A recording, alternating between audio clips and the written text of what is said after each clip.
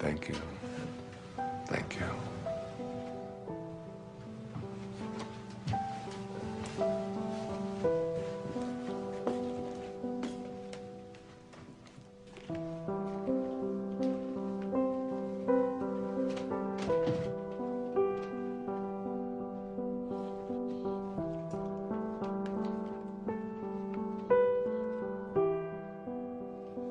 Thoroughly unprepared, we take the step into the afternoon of life.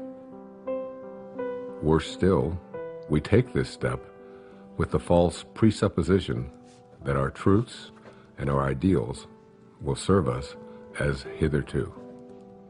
But we cannot live the afternoon of life according to the program of life's morning. For what was great in the morning will be little at evening. And what in the morning was true, at evening will have become a lie.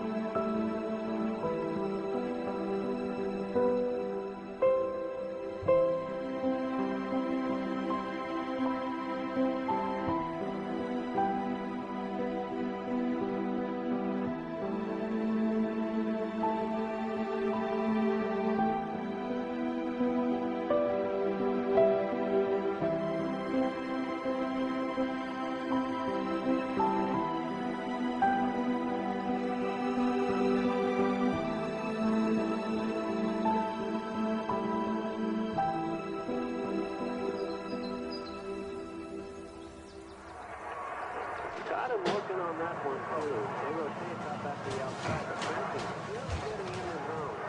Oh, hi. Hey. Thanks, honey. Oh, hey, could I get some cream?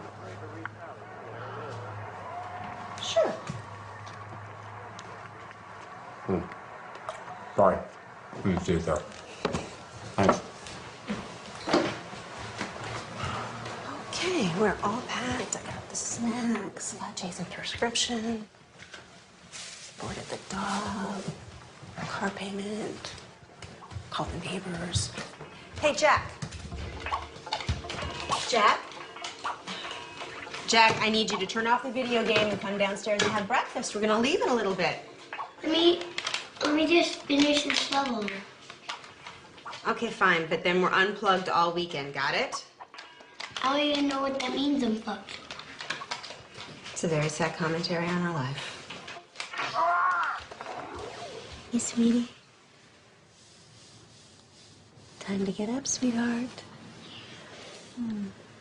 Is it tomorrow? It is tomorrow. It is, and we're gonna go on vacation, and we're gonna have so much fun, but we gotta miss the traffic, so let's get going.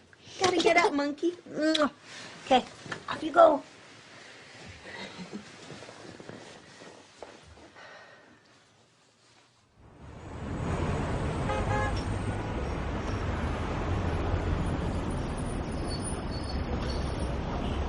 You're overreacting, Larry. I don't know what they can do. They can do a lot of damage to your image, Chad. Now listen, you have a brand to protect. More development can't afford lawsuits from environmental groups. This just isn't the right climate for that kind of stuff. What are you suggesting? I suggest you decide on some sort of compromise, or we'll be tied up in court, and you won't be able to start this project at all. You know, why didn't this come up when we did the impact report? I mean, for God's sake, we're talking about a tree. No, it's more than a tree. Chad, your pre-sales are already dropping, and now you're giving off the appearance of being insensitive. I am insensitive. It's a tree. You're paying me a lot of money for advice You know what, that you're not Larry, listening we'll to. talk about this later. No, wait a minute, Chad. You're charging me Chad, by the please, minute. I'm hold on. hanging up now. Don't hang. What was that about?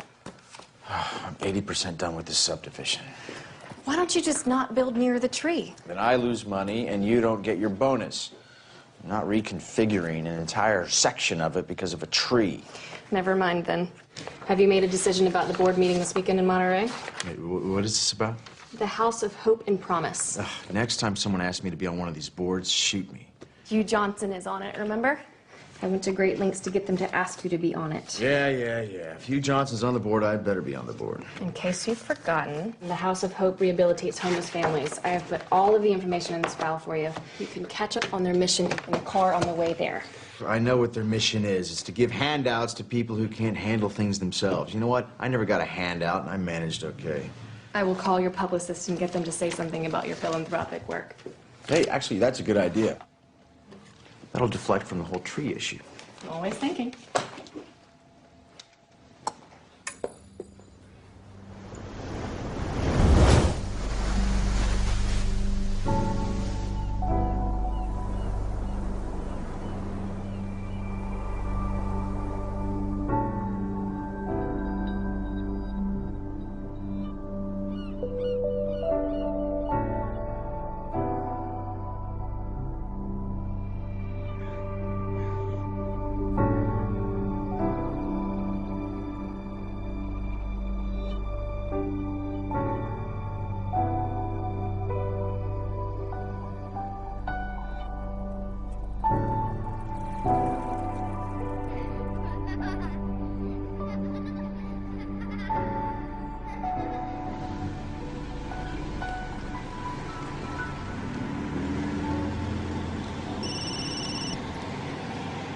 And I need to find where the director's cottage is, so.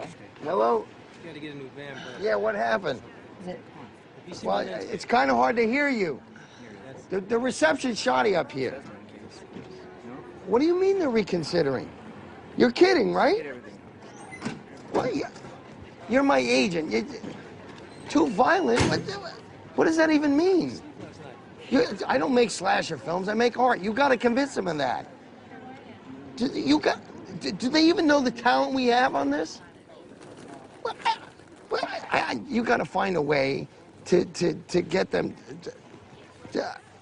Look, he shook my hand. He looked me right in the eye, and he said, "This is a go project. I want to do your film." Yes, because if the money doesn't come through, I'll have to scramble to get another investor. I thought this was a sure thing. Excuse me, coming through. You want to make me happy? Get the money for my film. That would make me happy. I gotta go. I'm on the Wayne Dyer thing. Bye. Wow, damn. Is there anything we could do? You got about $5 million? If I did, would I be here? Then I don't think you can help me. Cheer up, David. It's a quick job. It's quick. It's quick and fun. It's 6:30 in the morning, Sarah. It's not gonna be fun. It's just a job. Nothing, Archie. We'll get them their footage, and then we're out of here. Wayne! Good morning, David. How are you? I'm great. I hope this isn't too early for you. Oh, no, I've been up for hours. Good, good. This is Rob, our cameraman. We're very lucky to have Nice him. to meet you. Ron does sound. Hey, Ron, nice to meet you, my And friend. this is Sarah, my production coordinator. Sarah. She's Pleasure. very resourceful. If Great. you need anything, just ask her. Got it. So if you're amenable, I thought we'd head down to the social hall area and then set up down there. Let's do it. I'm ready. I've been ready for hours. Yeah. Oh, let's do Grab your cape. Let's go. it. Super. After Do it. you, Doctor. All right. All right. How'd you sleep? I slept great. Oh, is there I'm anything? excited about this. Is there any expectation I should know about? I have no expectations. I'm totally in your hands. Whatever you want to do, I feel sorry Okay. for you, Dr. Dyer. You're sorry you said that. I'm just gonna blot you a little bit there. You got a little shine. Okay. You can't go wrong at this place. Isn't it beautiful? It is gorgeous here. I'm sort of allergic to nature myself. Oh, I just love it. I'm so thrilled to be here. He looks good. You want less trees, more trees? How's that looking? Sure, that's fine. Do you know anything about the history of this place? Have you looked into it? Not really. We just go where they send us, you know? The guy who runs this is a fascinating guy. He was telling me about the history of it. I can't hear him. Really a magical place. It's it's. Can you say that again? I'm sorry. It's a magical place. I got him. Back in 1913, Julia Morgan, she was an architect, Oh, right. and she designed this entire place. They set it up as a conference center for the Western Division of the YWCA, and they would hold all of their meetings here. And the name of the place, it's called a Silomar. You know, who knows what a Silomar is? And I was asking him, he said, well, a silo or a silio means refuge, and mar means sea. If we're good, we can start.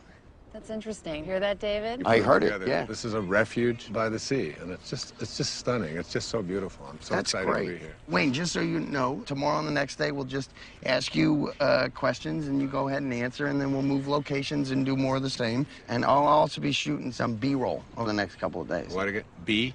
B-roll? B-roll, like walk the and bees, talks you're and shooting the exercise. bees that are here. Yeah.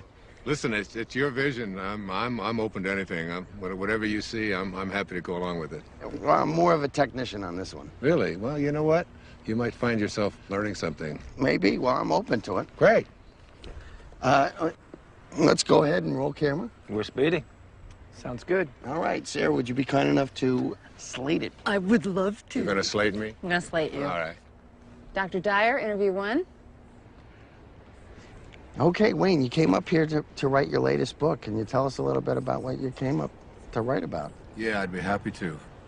One of the things that has intrigued me over the years is so many people coming up when I talk about purpose and finding meaning in their life is what is my purpose? How do I find it? It always seems to be eluding me. I can't seem to get there. I've always felt that the real purpose of life is just to be happy, to enjoy your life, to get to a place where you're not always trying to get someplace else. So many people spend their lives striving, trying to be someplace that they're not. They never get to arrive. One of the ways to understand about how to find your purpose in your life is to return to nature, to find your own nature. I wrote a book a few years back called Change Your Thoughts, Change Your Life, which was based upon the ancient teachings of Lao Tzu in a book called the Tao Te Ching. Lao Tzu reminds us that all being originates in non-being. Jesus put it this way in the New Testament, it's the spirit that gives life. That you didn't really come from your parents. You really, all of us came from this place called spirit. And when you showed up here in this world, you showed up here from a tiny little drop of human protoplasm, a speck, if you will, and everything that was in that little speck that became you, everything that you needed was in that tiny little speck. One of the most important metaphors that I ever use is that the first 9 months of your life, from the moment of your conception until the moment of your birth, everything was being handled for you. There was nothing for you to do. You don't get consumed with the color your eyes are going to be or what your body is going to look like. It's all taken care of for you. You just surrender. I call it a future pull. And it's pulling you in the direction of whatever it is that you were supposed to be. And to me, it's not too great a stretch to say if everything you needed for the physical journey was already handled in there, then why not everything for the rest of the journey as well? All of your purpose, it's in there. All of what your personality, it's in there. Everything that you were to be, not just the physical you, but everything, if you just let go and allow. And so we're born. And we look at this beautiful little creature. As parents, I have 8 children. I've seen it happen many times. And you look at this beautiful little child and you look at it and you say, great work, God. Great work. Couldn't be any better. We'll take over from here. And then we're surrounded by all these people, our family, our culture, wherever we go. And we begin to be told that we can't really trust in who we are. Stop it, no, give that to me. We have to trust in something outside of ourselves. So we're on a journey towards ambition. Once you begin to say, we'll take over from here, you introduce something, you just take this perfection and you just edge out the Creator. You edge God out. E-G-O. Ego. This ego is the part of us that starts to tell us who you are is not this perfect divine creation, this piece of God that you came from. It doesn't say that. It says who you are is what you have. It begins with things like our toys, and then our bank accounts, and then the possessions that we have. Before you know it, we begin to identify ourselves on the basis of our possessions. We begin to take on a set of beliefs about the more that I have, the more valuable I am as a person. And so we spend our lives taking these young children and immersing them in a culture that emphasizes more. It becomes almost a mantra of the ego. You have to have more. And the more you have, the more you are aware of how much other people are trying to take it away from you.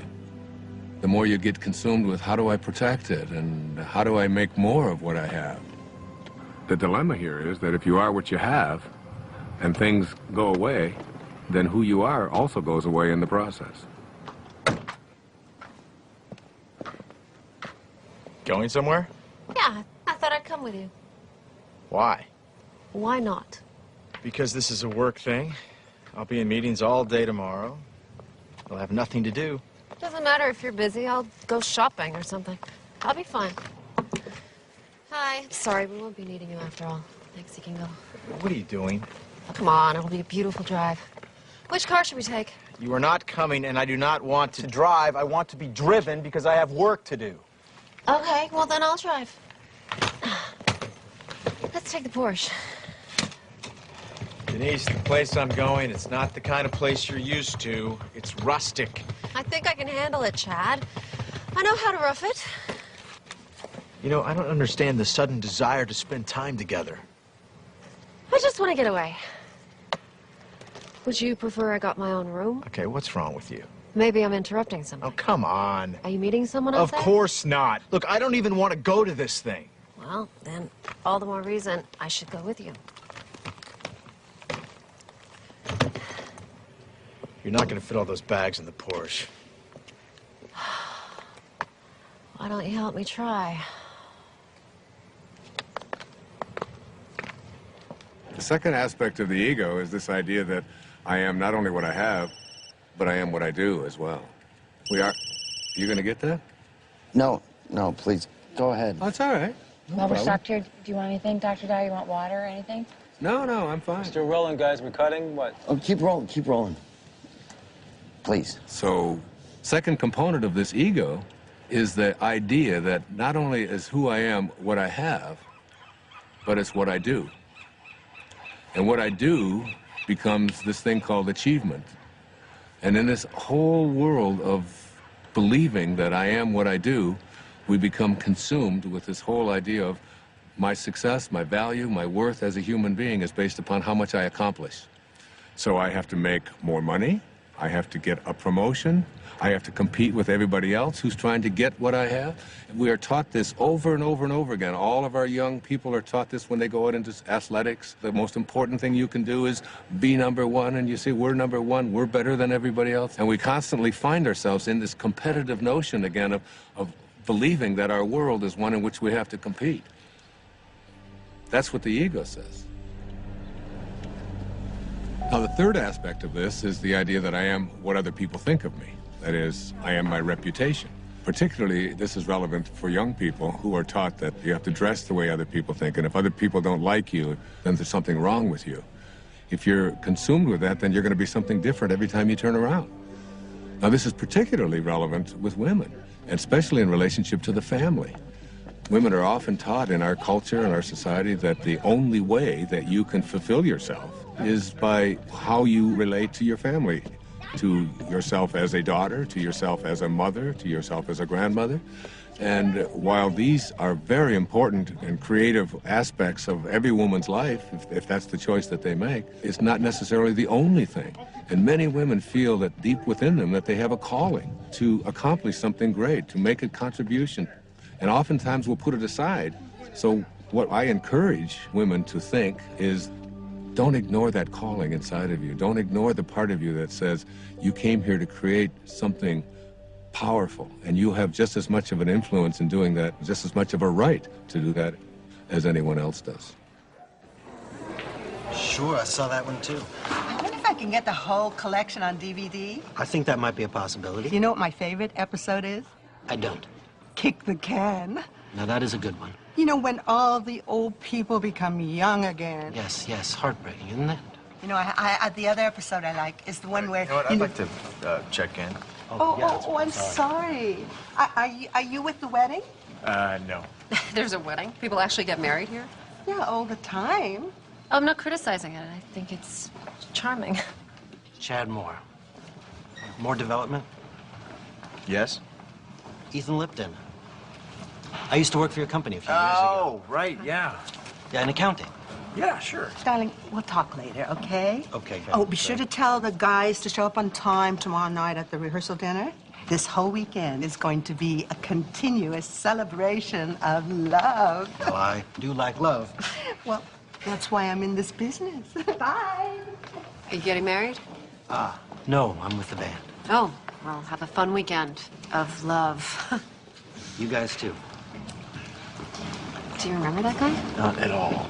Hi there. Hey, let's see, I'm checking in. The house of something? Promise and Hope. Promise it. Chad Moore, I'm on the board. Welcome to Asilomar, Mr. Moore. We have you in North or Longviews. If you go out the door and to your left... My wife has joined me unexpectedly, so could we get one of the larger rooms? You don't have to tell him that. Well, they weren't expecting you. You were unexpected. One of the nicer rooms would be wonderful. Thank you. I'm not used to camping. Camping. That's funny, Denise. Let me see what I can do for you. There's so much stuff we can do. Oh, that'd be cool. Where are the kids? Huh? Oh. Ethan. Whoa. Jack, Ethan, come over here. Come on. Come on! Get over here! Here, troopers. Take you and you go with your mom. Stand on my toes. Yeah, and also something away from all the noise would be nice. I do have a room on the first floor in the lodge building. Yeah, something higher. Of course, Mr. Moore. You have a room on the second floor. Higher than that, please. I'm afraid that's about as high as we go here. You're kidding. What a waste of real estate. I think you'll like this room. It has a balcony. All right, if you say so. Give me a second. Give that to your mother. Give that to your mother. You heard her. Hand it over. I said we were going to be unplugged this whole weekend. Do you guys just want to go home? No, we're not going to go home. It's no fun. Come here. Stand with me. Here, jump on my feet. Jump on my feet. I'll lift you up. There's no way we can have all these meetings with these kids running around and screaming. Have a great stay. Look, I don't need to be having this conversation right now. I don't have time for this. I can't deal with this right now. It's not... We move into then the later parts of the ego, which talks about something called separation. And the ego has a very strong belief system that who I am is separate from everybody else. And then another component of the ego teaches us that I'm also separate from everything that's missing in my life, from all the things that I'd like to have. And then finally, the ego teaches us the most egregious error of all. It teaches us that we are separate from God.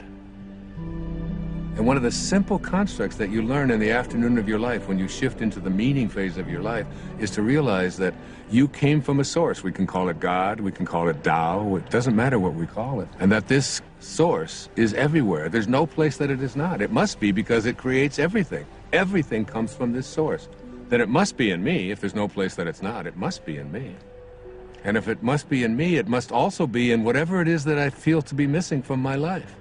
If you know that, then in some way, everything that's missing from your life that you would like to have, you're already connected to it in spirit. And all you have to do is figure out a way to align yourself with that and have a knowing that you're already connected to it. You just have to bring it on its way in the way that you think and process. What, was that out loud? Yeah, you just said that out loud. Sorry. That's okay. It is intense. There's no question about it. It's very intense.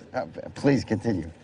Okay. I was saying that as we move into the afternoon of our life, we take the same ego constructs that we learned in the morning of our life, which is all about competition, winning, being better than everybody else, and we try to apply these same constructs to the afternoon of our life. And what happens is we end up living a lie. For what was true in the morning, in the evening, has become a lie. The problem is we don't really know how to move into the meaning phase of our life. This is when we have to learn to go back to those first 9 months, from the moment of our conception until the moment of our birth. Lao Tzu speaks about this in the Tao Te Ching. Let yourself be lived by it. He says that the Tao does nothing. It's leaving nothing undone.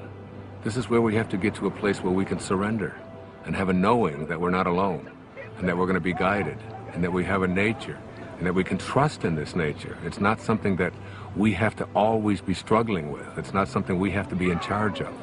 Literally, think about it. Let yourself be lived by it rather than you taking over.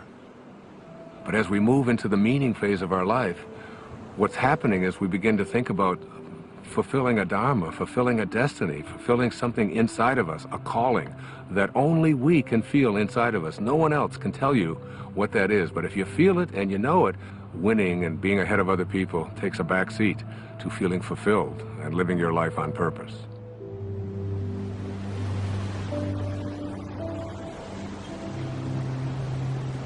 I'm coming to get you. No! Ethan! Don't throw sand!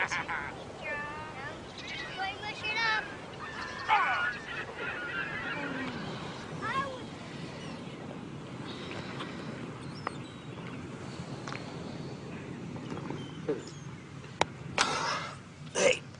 Got anything to drink? Juice box. Sure. I'm gonna go back and get some more sunscreen. Really?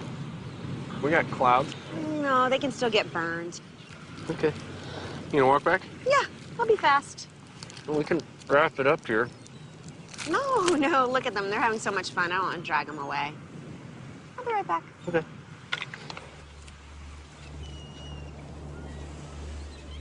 You got some great stuff. Well, I think it was a good start. I think it really was. I think you're going to see this thing come together in some unexpected ways. You're going to be surprised. You really are. Directors don't like surprises. Well, you're in for some.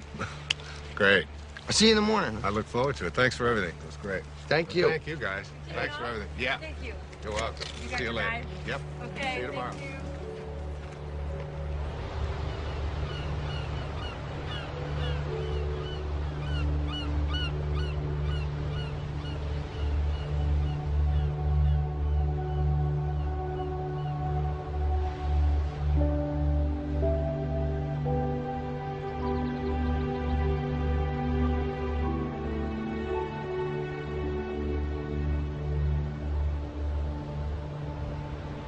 Amazing, isn't it? Yes, it is. Looks like they're reaching for each other. Sorry? Well, the trees, it looks just like they're reaching for each other.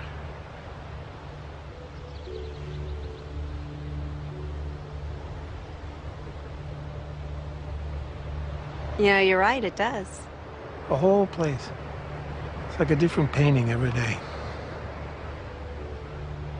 You know, you're very fortunate to work here. Yeah. Hey, you want a lollipop? Excuse me? It's root beer. You like root beer? Actually, I do.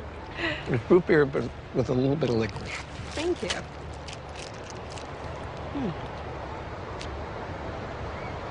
I like it. I like everything about this place. Like what? What do you like about it? I don't know,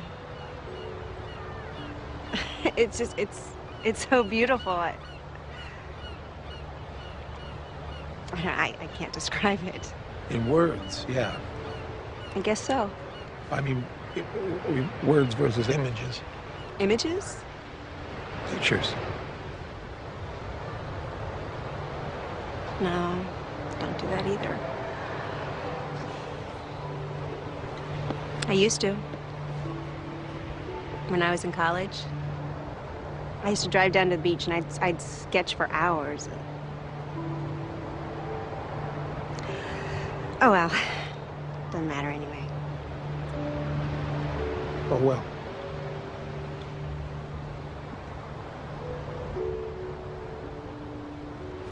Hey, Mom. Where you been? What? We got cold. You eating a lollipop? I am. Bring any candy for the kids? No, I'm sorry. Oh. That's all right. Let's go back. Come on, buddy. Let's go. Yeah. All right. It's okay. Here. I don't get it, to be honest with you. That really doesn't surprise any of us, David. Seriously, if I didn't have ambition, nothing would get done.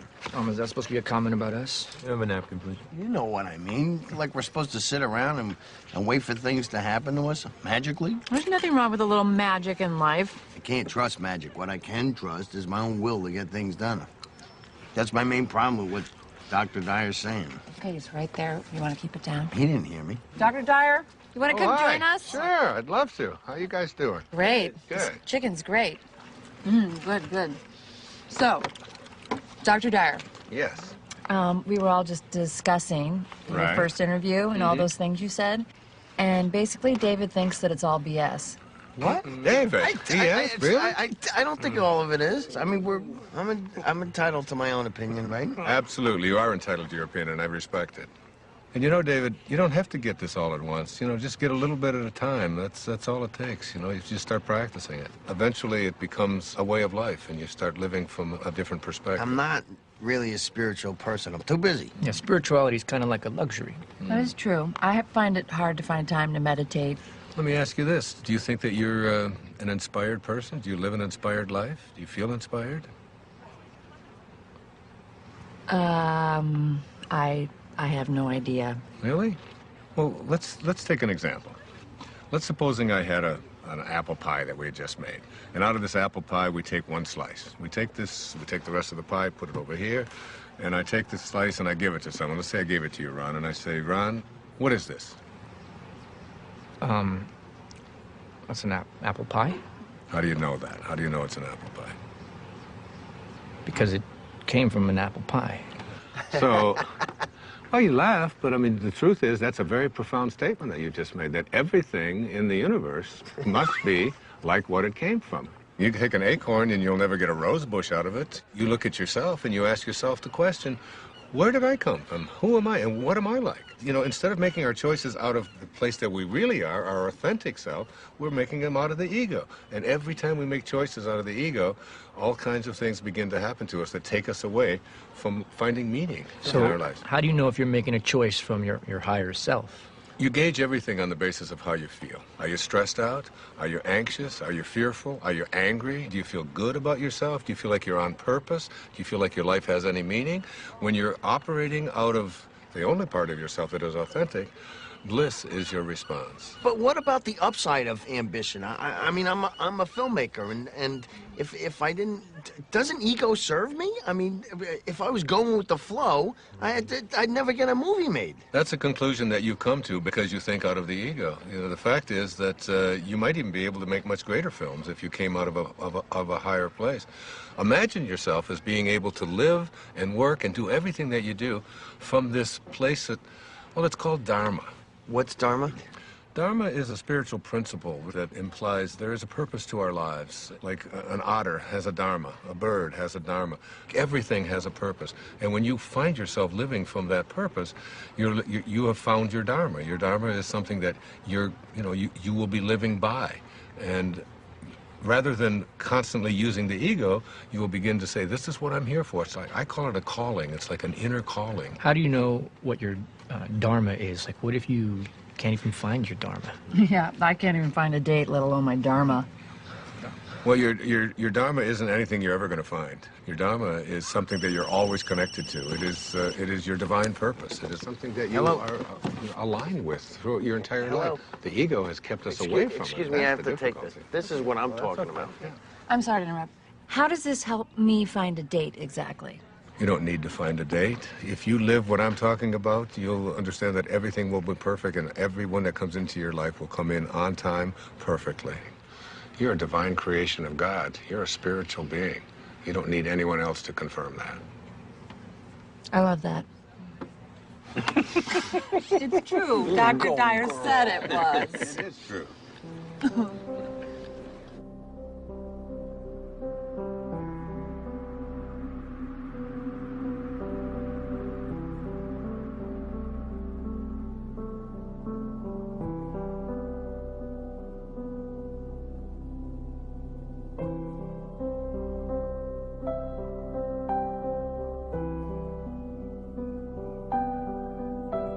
You know, I don't want you to think that I don't appreciate what you're saying. I do. Not that you would necessarily be concerned with what I'm saying, because that's the ego telling you what to think, right? So you were listening? Yeah, I'm listening. I just think it's good to have a plan. Well, what's your plan? To be a successful filmmaker, to make a name for myself, to make money, to have a good relationship. So you're talking here about prosperity, you're talking about abundance, you're talking about happiness. I haven't have any problem with that. I've been attracting abundance and prosperity into my life forever. I think it's actually quite easy to do. I really believe in that. For you? Well, you know, the problem what you're talking about here is the ego. The ego and your attachments. You know, you become attached to you know, how much money you're making and how well your film is doing and is everything working the way I've been told that it should work. When you become attached to things and they go away, you then lose who you are.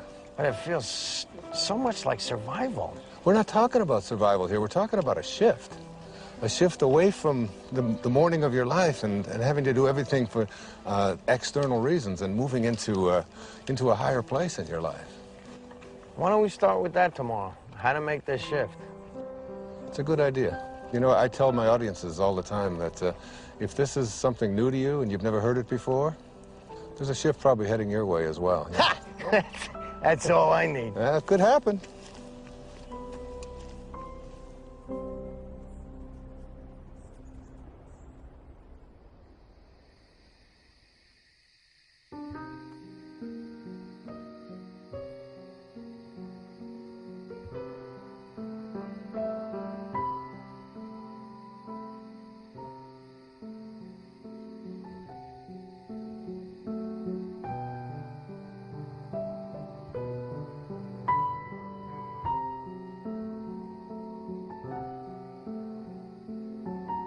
When great thinkers talk about union with God, there's this theme that comes through. It's about being in silence. When everyone else is asleep and there are no distractions, when you feel yourself alone with Source, this is the time when you are closest to Source. Being alone with Source is not just about feeling good, it's about a new awareness of my own divinity and what it's capable of achieving. It's all about returning back to the place that you came from. T.S. Eliot has a great quote, "We shall not cease from exploration, and the end of all our exploring will be to arrive where we started and know the place for the first time." I got a cut. Wayne, hold there for a minute. Hold there, Wayne, for a second. What is it? It's a bad angle. I gotta be lower. How long? 5 minutes. Wayne, take 5. Just hang there. We're readjusting the shot. Absolutely, no problem. You want some water, Dr. Dyer? No, thanks. I have an ocean here.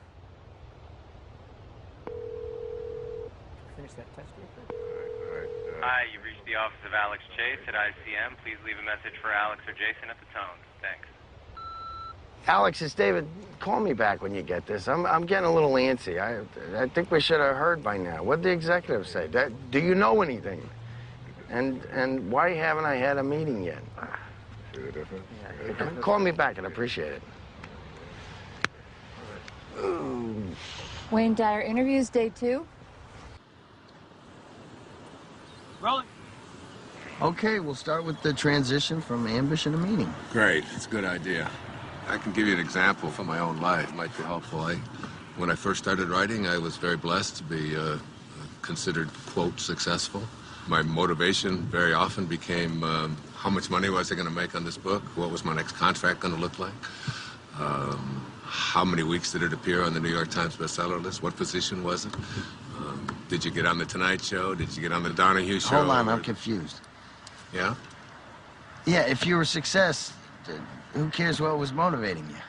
Well, I guess you begin to change your definition of what it is that constitutes success. I mean, success can be identified in those terms, and there are other ways to look at it as well. But there's people listening to you. I mean, where would you be if you didn't initiate it? I mean, it got you started, right? I'm sorry to interrupt. Are we switching to a Q&A format? I'm just curious. Sorry. No, that's okay. It's a very normal question. It's a very common concern that people have. For myself, we talked about my writing, David, and yes, by all means it was successful, but there was a part of me, inside of me, that said, there's something more for me. I was writing books about psychology, your erroneous zones, pulling your own strings, the sky's the limit. All of them were doing well. All of them were bestsellers. It was all, but inside of me, I was shifting. There was a calling to something else, and I could see the shift taking place in my life. And the shift was, it was more in the direction of spirituality. It was more in the direction of higher consciousness. I began to become excited and thrilled by reading people like Krishnamurti, by reading people like Muktananda. And I remember going to my agent and I said, I want to write a book about how to take some of these great spiritual ideas. He said, no. You're going to write a book about sex. He said, this is going to sell. This is like Dr. Ruth has got one, but you're way better than Dr. Ruth, you know, and he's going on and on. And he said, and then I've got a second book for you, and we're going to do a 2-book deal, and you're going to write a book about how to make money. You know, Wayne Dyer's approach to making money. And I'd say, Artie, I said, I can't do that. I said, I have to write about it. He said, no, nobody's going to buy this stuff. He said, that's the airy-fairy stuff. That's out there. That's all that new agey stuff. He said, you don't want to. I said, but I have to write that. That's what I'm living. That's what I'm feeling. It's so exciting. And I remember submitting the proposal to him, and he said, all right, I'll send it in. And they reluctantly, they didn't give me much of an advance at all because they didn't even believe in it. But off I went. There was a strong inner kind of feeling that I had something greater to give. I had something that I had to do that was beyond just going through the motions, just doing what I had already mastered, what I knew how to do. I remember when I made the shift, even though there was a little bit of fear, I remember feeling probably the freest that I'd felt ever in my life. I wasn't motivated by whether people are going to buy it, how much money I'm going to make, whether people are going to put me on a bestseller list. Those became external kind of factors. Those became things that started to chase me rather than me chasing it. Basically, I think, David, what I'm trying to say to you is that you get to a place in your life where you start to be guided by something that's larger than yourself. Just stay aligned with what you're here for and stay in harmony with Spirit, with God, with Source. Stay there. And as you stay there, the meaning phase of your life begins to take over. And once you cross over into the afternoon of your life, it's impossible to go back. Wait. Monday? You can't keep telling me Monday. If it was coming through, it would come through like 5 Mondays ago. Well, we can take a pause here for a second. You are not telling me this right now. What do you mean? They're replacing me? You don't know what to tell me? This movie meant everything to me. I bought them this movie! It's my movie! This movie meant everything to me! Damn it! Okay, this would be a great place to break. Is he okay, you think? I think he's gonna be fine. Let's just call it lunch. Everybody get something to eat, okay? And then, as soon as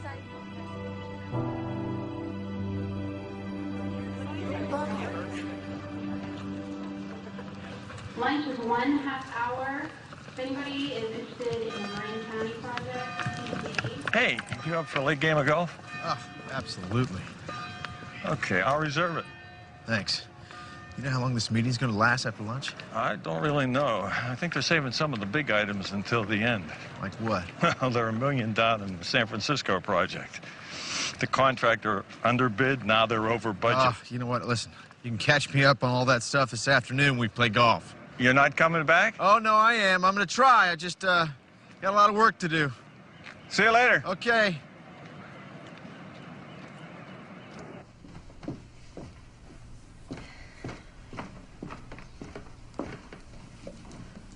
Good book? Not bad. I'm sort of a slow reader, but it's being patient with me.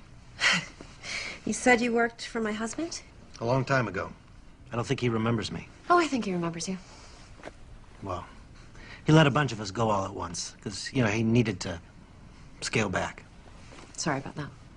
Hey, it's okay, truly. It's one of the best things that ever happened to me. I needed to try some different things, pursue some other avenues. Like your music. Like my music? Yeah. Well, it sounds like your story has a happy ending. Not yet, I hope. No. Don't rush me now. No, that's not what I meant. I meant you seem happy. Well. Hey, you know what? You and Chad ought to come to this party that we're playing at tonight. Oh, thanks anyway. Yeah, come on. It's supposed to be a continuous celebration of love. Isn't that what she called it? Oh, yes, I think she did. Okay, so you guys have to be there to help us continuously celebrate. I can't crash a party. I just invited you.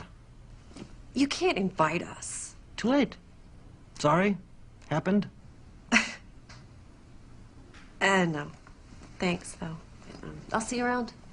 Okay. Wear something comfortable.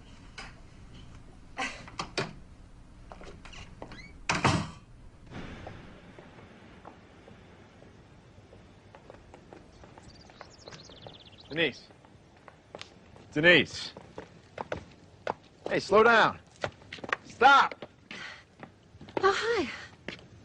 Why didn't you stop? I didn't see you there. Where are you going? I was going into town. I thought you were in meetings all day. I was. But, I'm bored. Yeah, well, if Hugh Johnson can do it, you can do it. I'm not cut out for this non-profit thing. So. Oh, Chad, you just gotta fake it. No, I'm coming with you. What? I said I'm coming into town with you. Honey, I love you, but I don't enjoy shopping with you. I need some me time. I thought we were supposed to spend time together, right? Look, Denise, I'm not kidding. I cannot take another meeting. I'm coming with you. Whatever.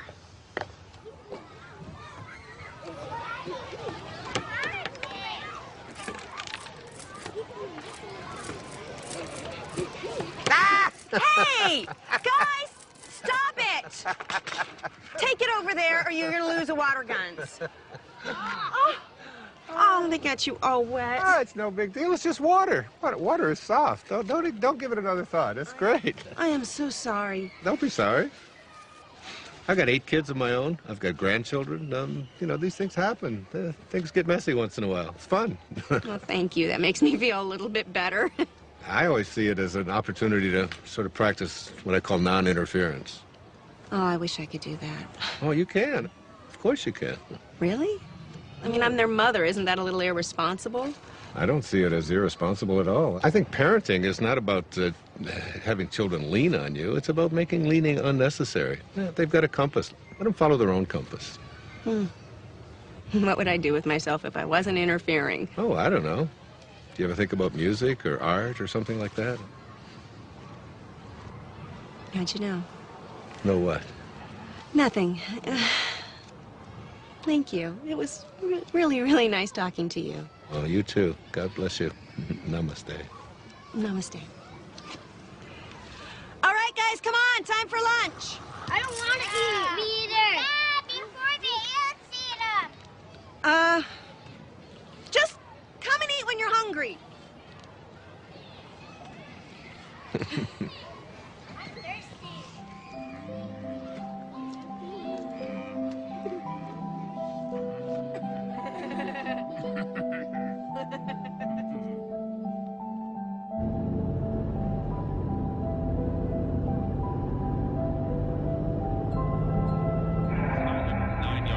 Touchdowns and only 5 interceptions. Now listen, Bob, the next Peyton Manning, you want to put 10 bucks on. And definitely he had that signature moment during the game against the Bears. Yeah, but you know, he could have cracked many quarterbacks. On Tuesday, 5.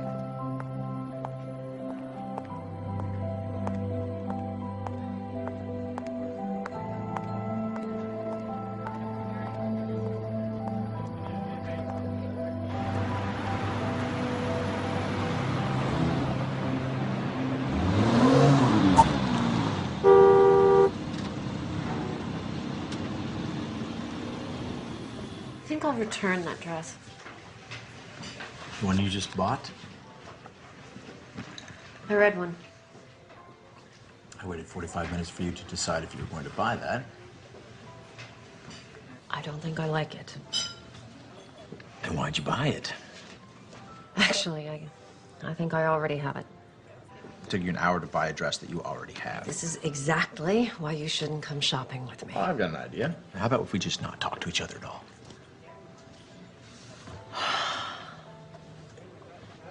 Jesus, Chad. I really should have come alone. I've got a lot on my mind. You've got a lot on your mind. What could you possibly have on your mind? All right. I wasn't going to tell you this until tonight, but...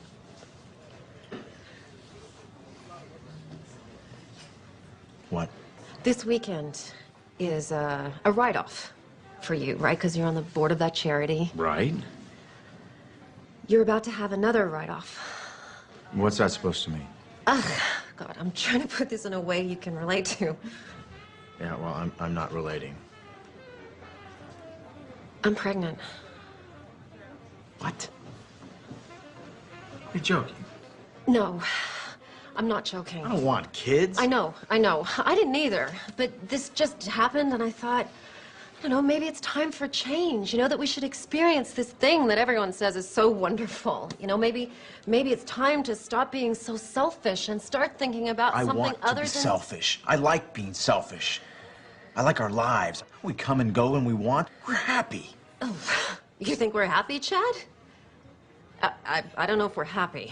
I mean, God, you're always at work. We never see I'm each always other at work anymore. because I need to buy you the things that you want, Denise. Cars, clothes, houses, everything you want. But still, it's not enough to make you happy. Please, keep it down.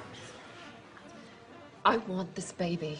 I think it could be the most wonderful thing we could do with our lives. Come on, I get what this is about. This is about you feeling like you haven't done anything in your life. So you think you need a baby to feel validated. Well, you know what? I don't. I worked my way up from nothing, and I will not sacrifice our lifestyle so that you can indulge in yet another distraction. Wow. A baby is not a pair of shoes, Denise. I know that, Chad. You are so cruel, and you're so mean. God, you used to be fun. What happened? You planned this, didn't you? It was an accident. Sir, I'm gonna have to ask you to leave. Please. It can happen.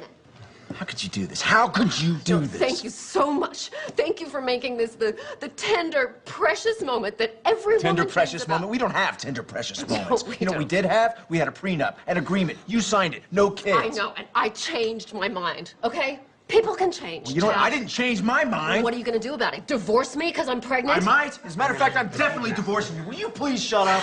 I'm definitely Fine, I don't care. Go ahead. I'm better off raising this baby without you. Good luck. You signed that prenup. You won't get much. I'll make sure of I it. hate you!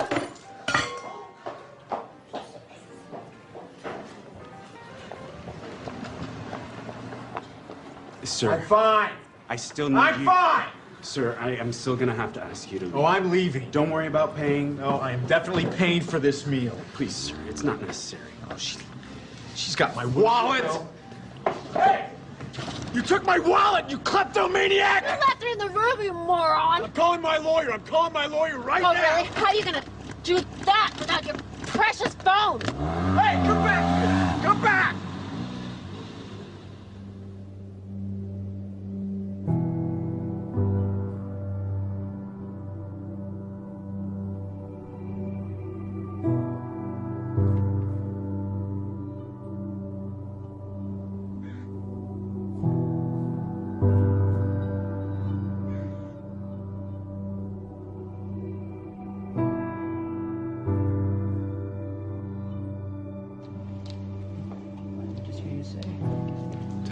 Testing. 1, 2, 3. Can you hear me? Great. Okay.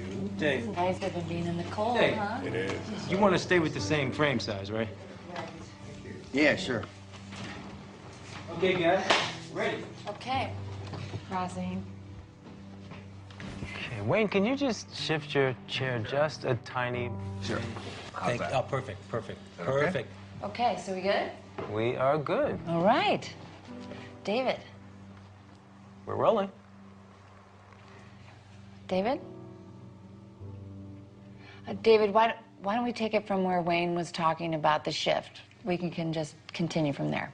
Sounds good to me. Okay, this shift, this movement from ambition to meaning, from the morning to the afternoon of your life, generally it's preceded by what we call a quantum moment. Sounds strange, perhaps, to use a term like that, but quantum moment really refers to the characteristics of what it is like when you have what Maslow called a peak experience. The first of these qualities, there's 4 of them. The first of them is that it's very vivid. The second quality or characteristic of these quantum moments is that it's a surprise. And the third characteristic of these quantum moments is that they are benevolent. They always feel good. The fourth and final quality is that it's enduring. That is, it isn't just something that comes and then goes and it's out the window. It lasts with you forever. For example, I left drinking behind in my life 21 years ago. And I couldn't even imagine that I could have given it up because I'd always had 2 or 3 beers every single day for the previous 10, 15, 20 years. I couldn't even remember a day when I hadn't. And I knew that I had to make that change. And it was 4:05 a.m. in the morning. I could remember the clock when it turned. I woke up, and there was like a breeze in the room, something that I've never experienced before. The smell of roses. This was 21 years ago now. I can tell you what was hanging on the closet, the hook that I had there. On the mirror there, I had a cartoon that I had there. I can still see that thing exactly as if it happened this morning. the vividness of this is something that I've never, ever been able to forget. I can remember how surprised I was at what was happening at that time. It was almost as if some kind of force had taken over, and I was just amazed by it. So if you're lucky this happens to you? David, it has nothing to do with luck. It's like when the moment is right, when you are in a different state, in a different place in your life, exactly what is supposed to happen will happen for you. The low points in your own life, these times when you think that nothing could go any worse, oftentimes are the things that we need to propel ourselves to a higher place. Let me give you an example. The night before that moment that I just described to you, I had taken my entire family, 5 children, and my wife, and we had all gone to this restaurant. And like I always did, every single time I went to a restaurant, I ordered not just 1 beer, but 2. And that was so that in case the waiter wasn't there when I wanted my second one, I would be able to have it. And the waiter said to me, "Oh, excuse me, sir." He said, "I'm sorry, but I can't serve you alcohol." And I said, "Why?" He said, "Well, last night one of our waiters served someone who was underage, and we had our license suspended." I said, "Come on, we're getting out of here." And I made each one of my children get up, get back into the car, strapped into their car seats and so on. My wife, who, God knows, had so much to do, and it was such a hardship for her. But it didn't seem to matter to me at that time, because I wanted to have my beers, and I was making myself more important than everyone else. And we drove off and went to another restaurant. And I can remember thinking that night as I went to sleep how ashamed I was. My wife tried to talk to me a little bit about it, but I would have none of it. I was right, and that's just what the ego always makes you. It makes you right. And that night, that experience that I had at 4:05 a.m. the next day, not only did it get me off of alcohol, it probably saved my life. It transformed my life in so many different ways. And it was all because I was open to it. You don't believe that? Sounds like more sitting around until some sort of epiphany comes to you. It's not about waiting around. You know, in the Tao, one of the great lessons that I learned is that it teaches us how to be soft, how to be flexible, how to not be always in control. One of the great teachings of the Tao says that let yourself be lived by it. But you didn't do anything. That's the whole point. That's the place you want to get to, where you just allow. In the recovery movement, it's called letting go and letting God. Allowing this source that is always flowing through each and every one of us to do and perform its magic. And that magic will always work in our best interest if we just surrender to it. If you could just stop interfering in your own life and just let yourself be done. If you can get to that place, nothing will be left undone. Everything that you need will be there for you.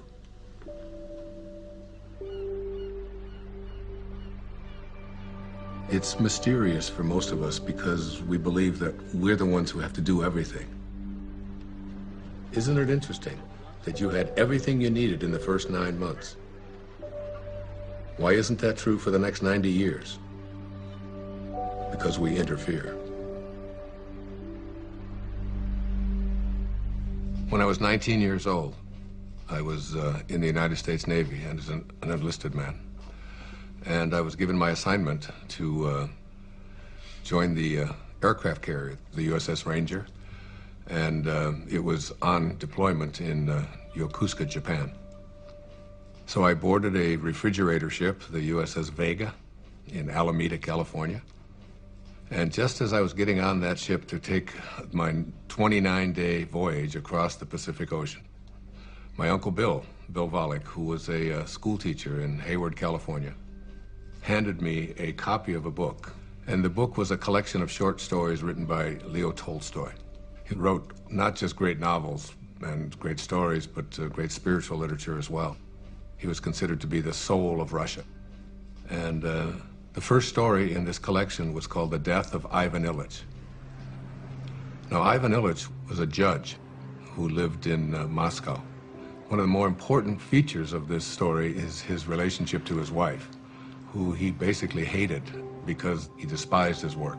And he felt that she had pressured him and pushed him into doing this, that it was a prestigious thing to do. And he was filled with internal rage and anger at what he had done. The title of the story kind of gives it away, The Death of Ivan Ilyich. You know he's going to die. Now, Ivan Ilyich was lying on his deathbed, and his wife is holding his hand, this woman that basically he despised for all of his life. And he looks up into her eyes, and his last words are, "What if my whole life has been wrong?" And he died. I was very shaken and very moved by that. And I took out a pad of paper, and I wrote a note to myself. And I said, "Dear Wayne, don't die with your music still in you." And I've lived that for my entire life. When you die, you will return to that source, and you will be in that space of love. But the Tao says that you don't have to die to get there. You can die to the ego and live from that space of perfect love while you're here. That vivid, surprising, benevolent, enduring quality that defines the quantum moment that leads us into the shift is really an indication that you're returning back to the source. You're beginning to live from the Tao. It's reconnecting with the field of intention. In Greek, the word enthusiasm breaks down to entheos-iasm, which means the God within. When you have passion, when you have enthusiasm for something inside of you, that's really God speaking to you and saying to you, don't get to the end of your life and have to be able to say what Ivan Ilyich said, "What if my whole life has been wrong?" I can't think of a greater tragedy than that.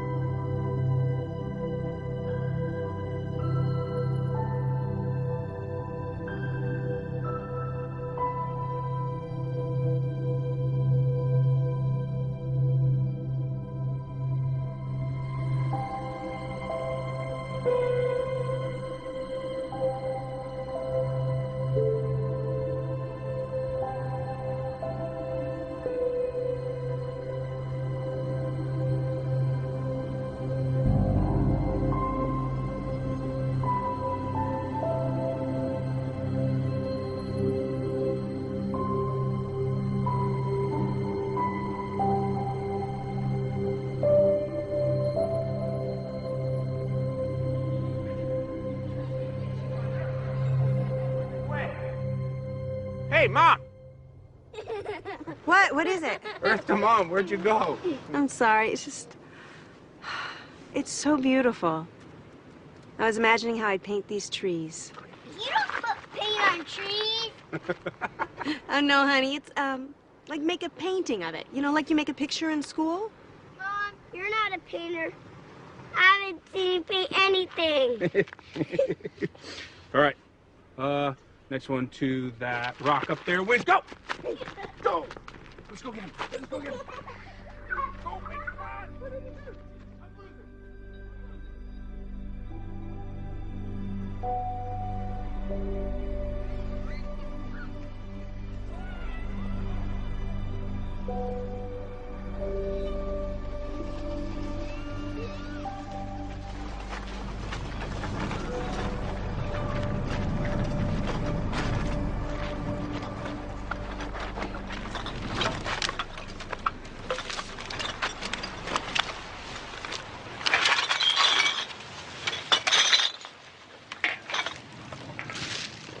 Hey, here's some money.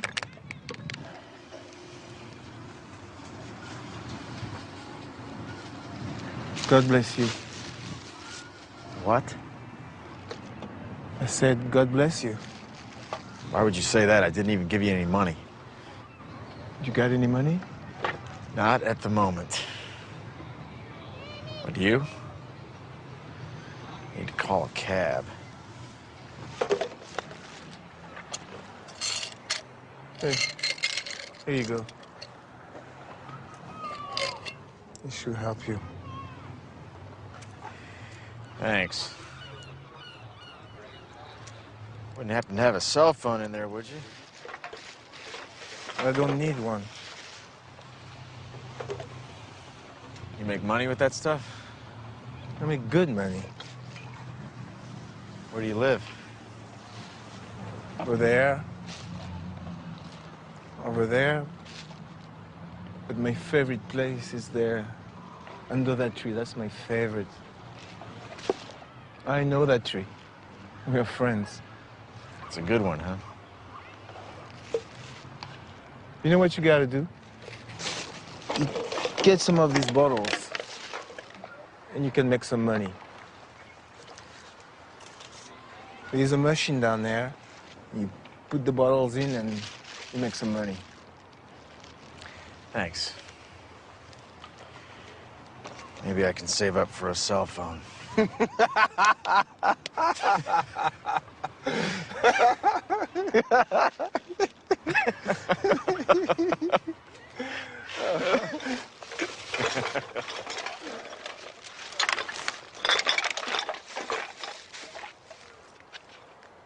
Hey. Do you have some money?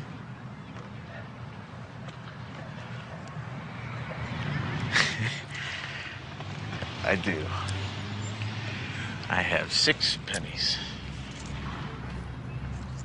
God bless you.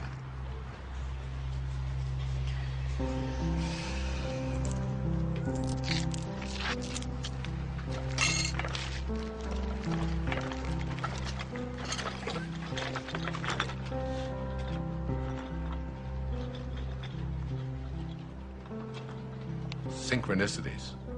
It's like a collaboration with fate. All of that becomes the norm, and the ego is no longer the driving force in your life. You begin to recognize that there's a powerful organizing intelligence that's in all things, and it's working with you and for you, almost as if you're making it happen by just being connected to your source. The destiny that appeared to be imposed upon you by something outside of yourself is no longer the relevant driving force in your life. You're connected to the source, and it's almost as if this divine organizing intelligence, God, the Tao, whatever you want to call it, it's almost as if it's saying to you, you play the music that you came here to play, and I'll be there to help you overcome any struggle or any obstacle that comes along. And it's not going to be a struggle because Source is supporting you. Yes, hi. Could I get a cab, please, to Monterey Motors? Yes. Thank you. Thank you very much. Bye.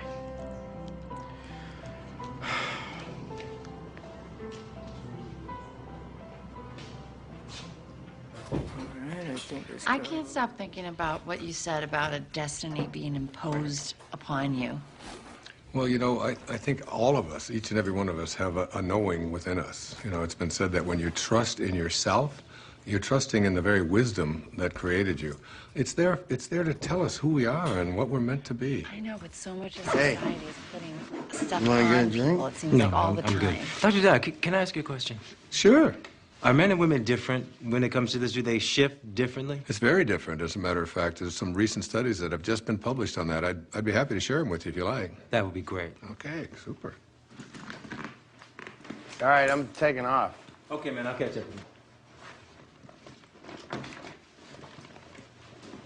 So there was this incredible study done. It's, I've got it right here. It's called The Moment That Turns Your Values Upside Down. And there's 4 components to it. There's men and women before and after. Now, before one of these quantum moments, they were asked just to list the most important priorities of their life, from the most important to the least important. Now, for men, the very first and most important value that they had learned was wealth, the accumulation of money. It's not really that big a surprise, because we are taught as men when we're growing up that your job is to support your family, your job is to get ahead. And the second most important value for all of these men was a sense of adventure, to go out there and, you know, what, conquer the world, Be whatever. the guy. Yeah, absolutely, be the you know, the macho guy. The third was achievement. You know, as men, we're raised to believe that you are what you do, what you accomplish, what you're able to create. The fourth is the idea of pleasure. You know, going out with the guys, getting as many dates as you can, having as much fun as you possibly can. The fifth of these is to be respected, all right? And we all know as men what that means, you know? You're not giving me any respect, man. And then you get out there, and when you're growing up and you're a kid, and if you don't get respect, you're having fights. Here are the top priorities of our lives, you know, be able to make money, to have a sense of adventure, to have, you know, to achieve, to feel pleasure, to be respected. That's basically the morning of our life.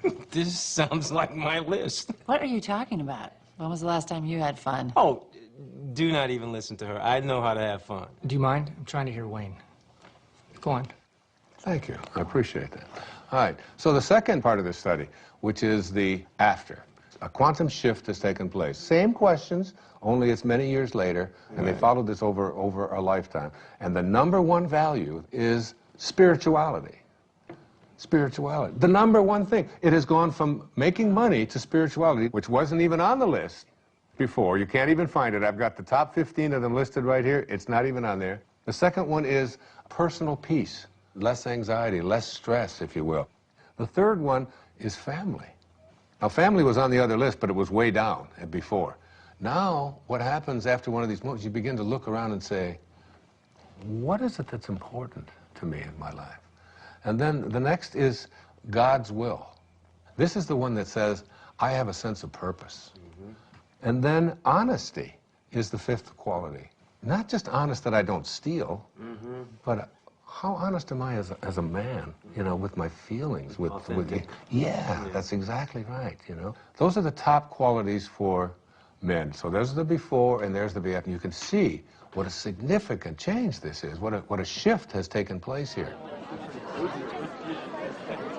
Hey, everybody. Hello.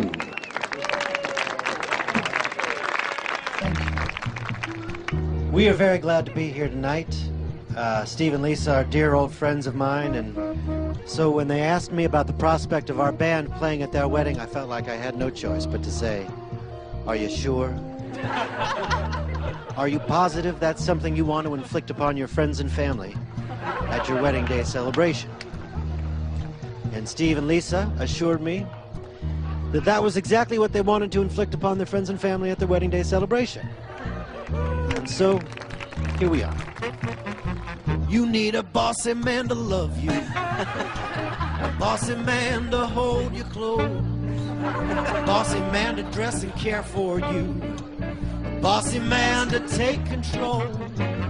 You need a man with all the answers, a bossy man to run the show, a bossy man, he pays for everything, he never says I do not know.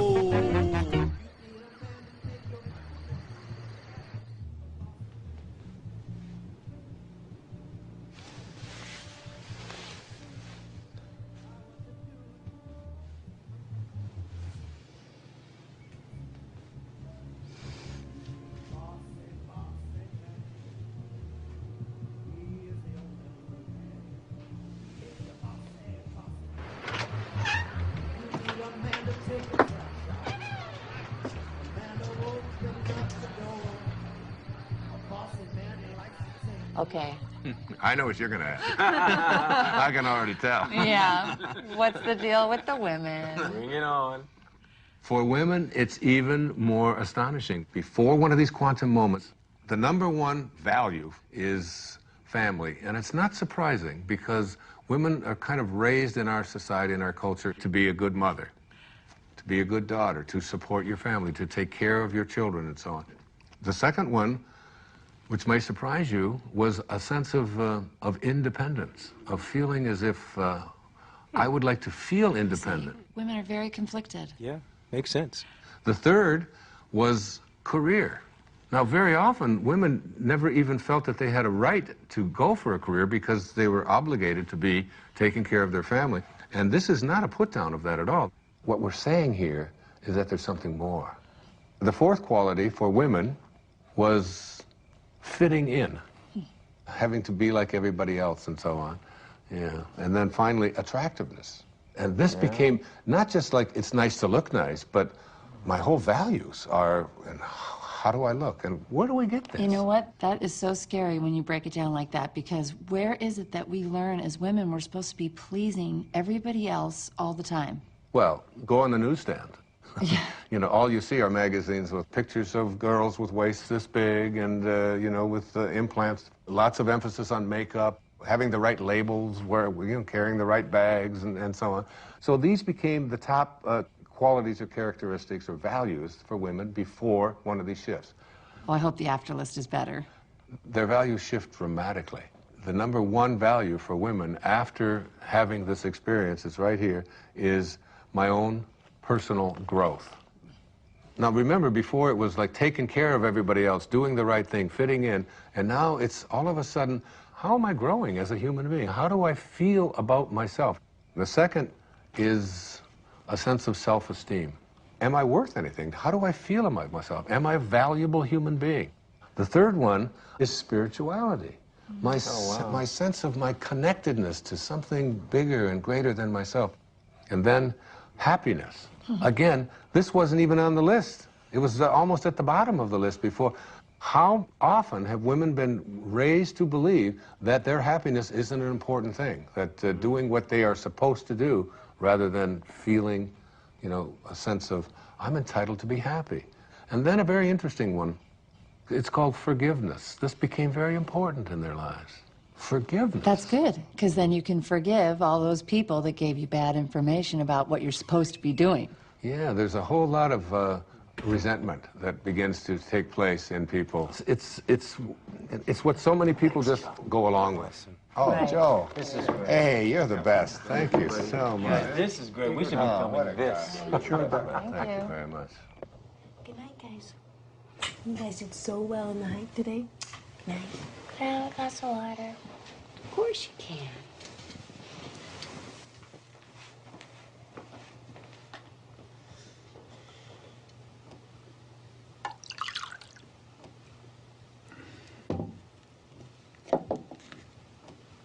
Jason, what's this? This paper and pencil wasn't here before. I don't know. No idea.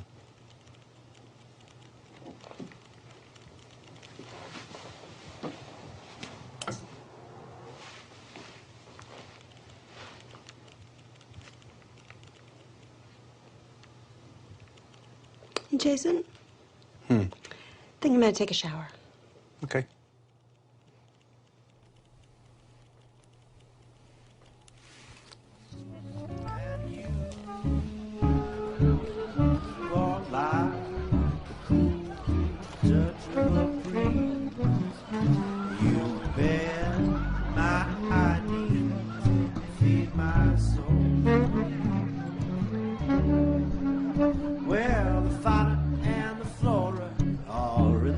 Store. Someone's getting rascally and spry. Fauna says to Flora, I really do adore ya. Flora says, I know, tell me why. You walk like one hot spot in the sun after a long winter storm.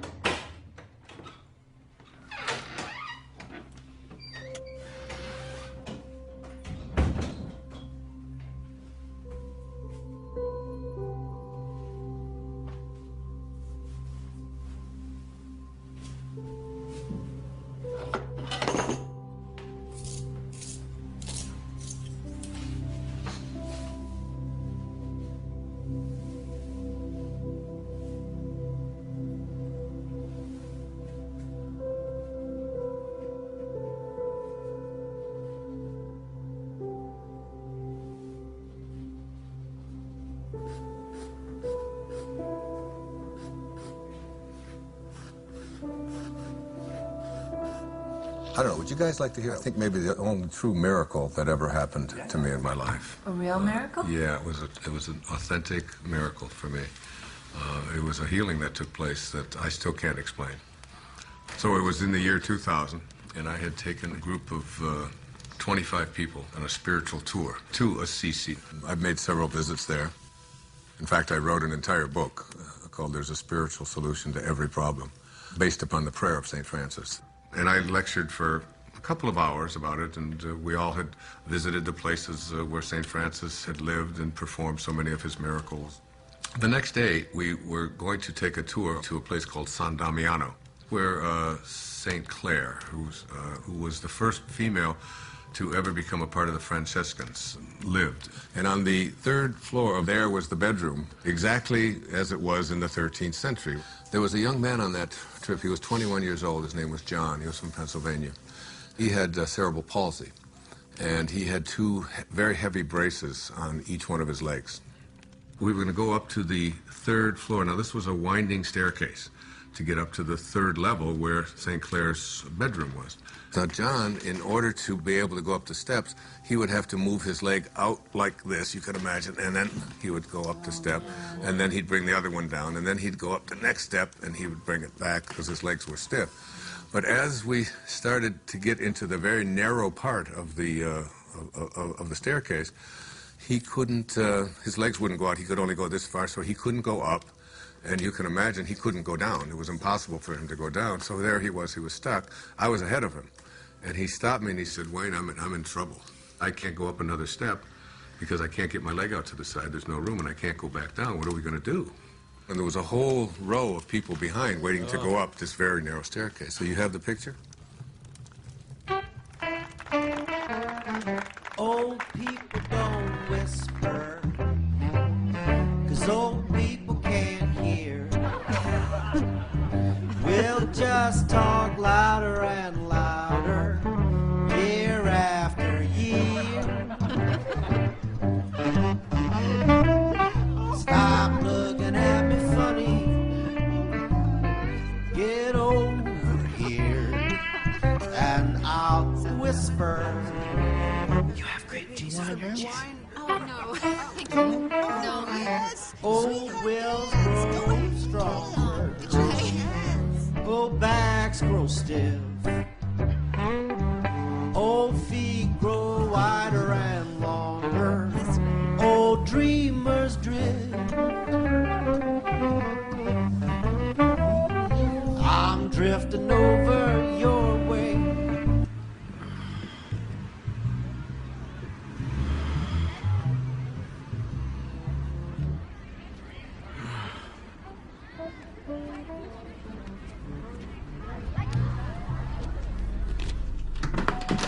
Denise?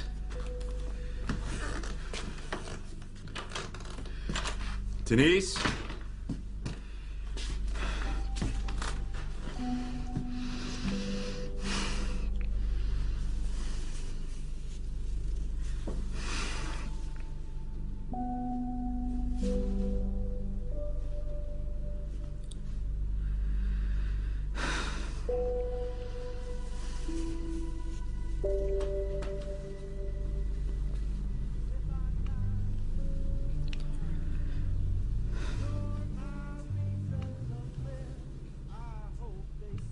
So I said to him, without even thinking, John, what I want you to do is just strap yourself on over my back and put your arms around my neck and just lean over and I will carry you up these steps.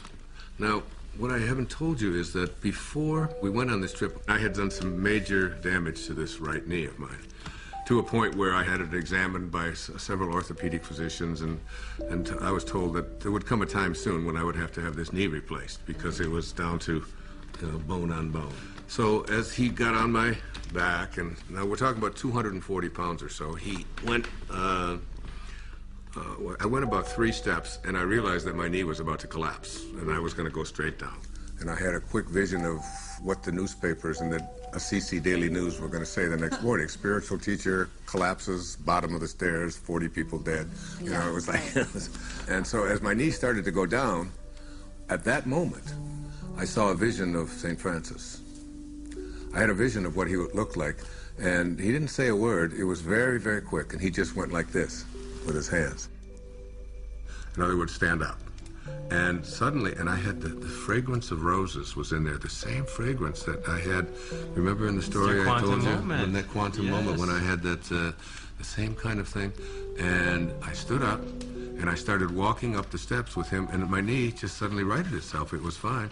Not only did it right itself, but I suddenly had like a burst of energy like I've never had before.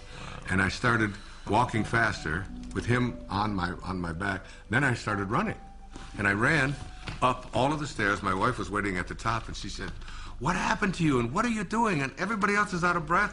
And I said, I had a miracle. I just don't know what happened. And I realized that my knee didn't hurt anymore at all, and I wasn't limping, and I had no pain in it at all. By the way, I've never had any surgery, nothing ever done to this knee.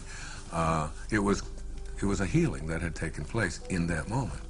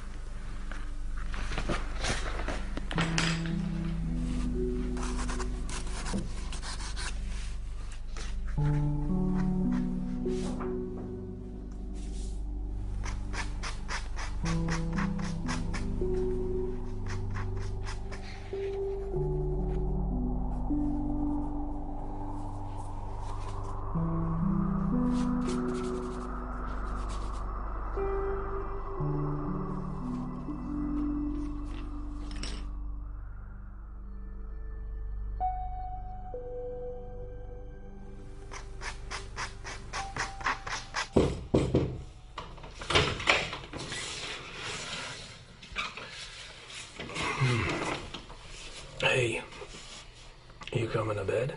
Yeah, I'll be there in a minute. What you been doing? Oh. I thought you were gonna take a shower. I did. And your clothes? I was going to, and then I got distracted. Huh. What you been doing? Nothing. Are you all right? What do you mean? Well, you just seemed a little checked out today. Just wondering if anything was wrong, or... No, I'm fine. Don't worry. I'm a little worried. No. Can I look? Jason, no. Quinn, I just want to look at him. Jason, no. I love what you do. I just wanted to look. Can you please go? Quinn, I just want to Just go. Please? No. You know, really, you're not very good anyway. Really, don't bother. Don't bother.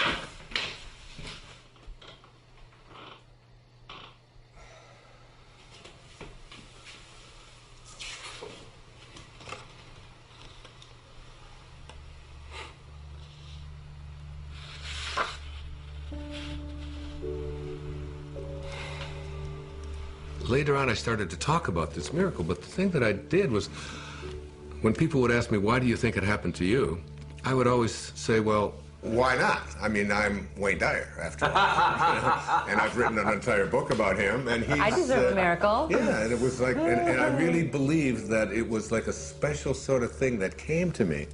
That's what happens, you know, when you get your ego involved in it. And what happened in that moment is that I totally forgot my ego. It wasn't that I'm so grand and so spiritual or that I'm so special. My instantaneous reaction to what John needed was to just reach out to him, and that's when the miracle occurred. In one moment, without thinking, I reached out to a fellow human being in need and forgot about myself. And it was almost as if the door opened, the teachers found me and said, here it is. The best way to have those doors open is to forget about yourself and to reach out and serve. It's always about serving. It's, you know, one of the mistakes so many people make is they just think, well, I'm just going to attract what I want into my life. And one of the things that I really profoundly believe in, you do not attract what you want. You attract what you are. What you are. I would have been too shy. I'm such an earnest guy. I would have known firm things to say. We ran in such different circles, my baby. Diagram different lines. Now we gaze at the moon out the window. Denise, come here. Sorry, I'm so sorry. I should never have said this. Hey, give me. It's okay. No, it's not okay. It's not okay. Everything's going to be okay. Everything's going to be fine. No, you didn't do anything. I knew how you felt. I did this. I did this more than you. Listen to me. I'm sorry. I love you. I love you so much. It's gonna be okay. Must have been our time. We found true love while staying at home.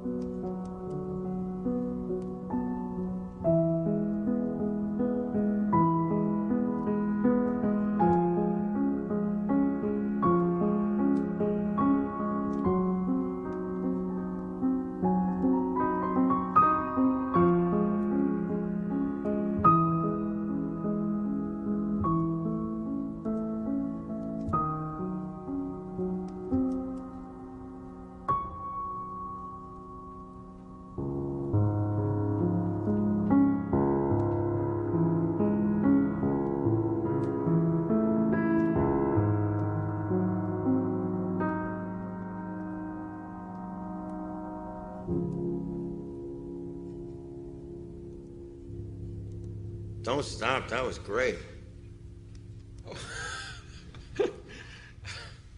Thank you. What brings you out so late? Or I should say so early. Just couldn't sleep. You having trouble with the filming? No, that's fine. Filming's easy. It's my business I can't handle. Hey, do you know chopsticks? I used to.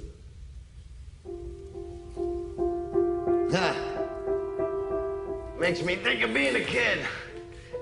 When I was idealistic. Back when I thought I'd make a name for myself. Oh, hey, don't say that. You have a name. More like a household name. More like Scorsese or Tarantino. Well, hang in there. Anything can happen. Why does it have to be so hard? One minute I have the funding to make my movie. The next I don't. Can't get the money without the talent. Can't get the talent without the money. And then they pulled it all out from under me. I don't own it anymore. Seriously thinking career change. That's a good sign. What is? You're giving up. That's good. How do you figure? You can't force these things. Right. And again with the magic thing. What's the matter? What's that? You know, I don't know why I'm telling this to the janitor or whatever you are. I do a lot of things around here, believe me. Play a damn good piano, though. You should think about doing that full time. Well, for a while I thought I would. And what happened? Well, I started playing when I was very young. I was a natural. And then I got older and I became more aware of people watching me play. And then I started to play more for them than for myself. And then I got very scared that I would disappoint them. So I did. Did what? I disappointed everybody. I would be very clever. I'd go to a recital and I would just play a couple wrong notes on purpose as a test to see if they would still love me the same way. And basically they didn't. It was a long time before I touched a piano, which is it's crazy when I think of how much I enjoy playing. Yeah, I was just thinking that. This would sit for years.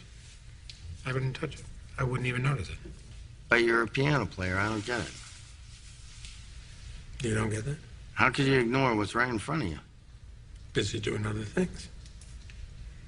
You should understand it. Yeah, wait, Yeah. Hold that thought. You hear that?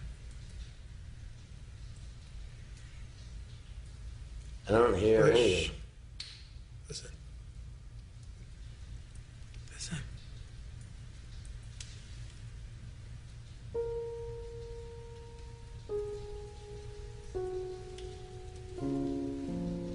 That's nice. I like that. I like that too. You making that up? Yeah. Well, no, sort of, yeah, mostly no.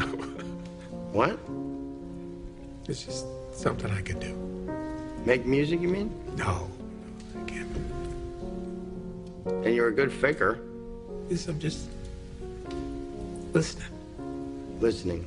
I listen. And then I just play what I hear. I'm not making it up at all. It makes itself up. Makes itself. Exactly. I just play. Sometimes all you gotta do is just show up, pay attention, and music happens. Your music happens.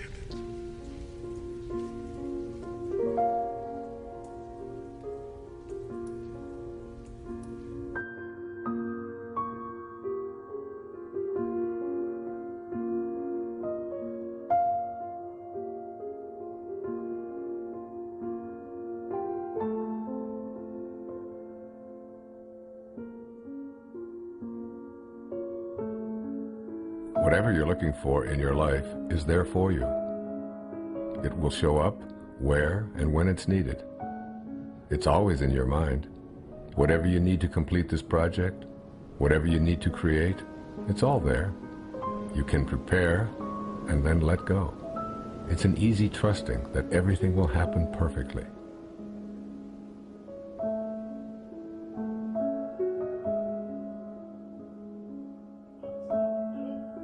Bend forward to your lower spine. Bend your knees. Place your hands on the floor. Move your hips up and down. Right, left, right, left, right, left, right, left. Put your You know lower what? spine. I can't shoot it from here. No? No, there's tint. Oh, but we really need something for B-roll. We don't have anything. I'm not the director. I don't know what David wants. Where is he anyway? He's probably sleeping off a hangover. Well, I gotta go in. I can't shoot it from out here. Oh, great. Go in. Go do that. You're not coming with me. Me? I'm not going in there. It's like 200 degrees in there. Okay. And what about you? No way, Jose. I had better get a bump for this. Mm-hmm. You're my hero. Okay. You guys suck.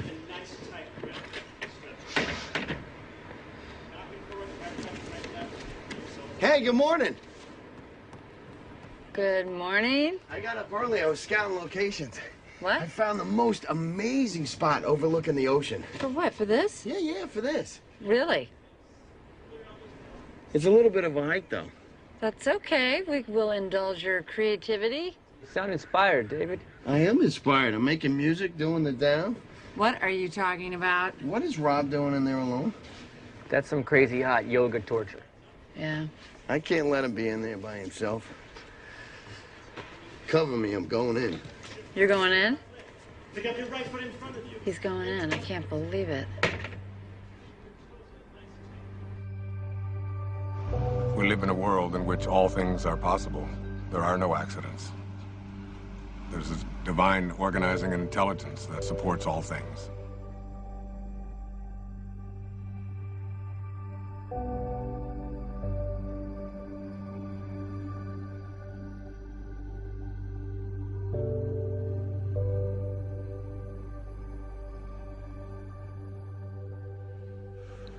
I think you have to get to the place where you're no longer focused just on yourself.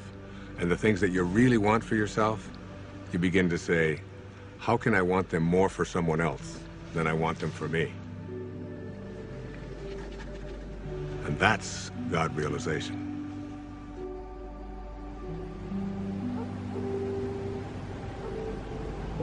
One of the things that happens when you move away from ego is that you move from a sense of entitlement to a sense of humility. You realize you're entitled to nothing.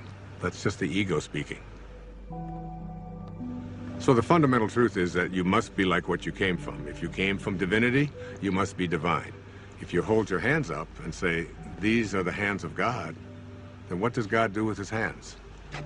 God is just giving. That's all God knows how to do. Hi. How are you this morning? Better than yesterday. That's a good way to be. Not better than anybody else, just better than you used to be. Hey, I was wondering, is there a place around here where I could actually buy some flowers? I wanted to bring some back for my wife. I can let you have some of these if you want. Really? Yeah. I mean, they're not fancy like you get in a flower shop. They're just indigenous roses. A little more rustic. I think my wife might actually like that. Hey, now, wait, let me help you. Cut just above the leafy part there, and above the leafy part, and try to do it on an angle.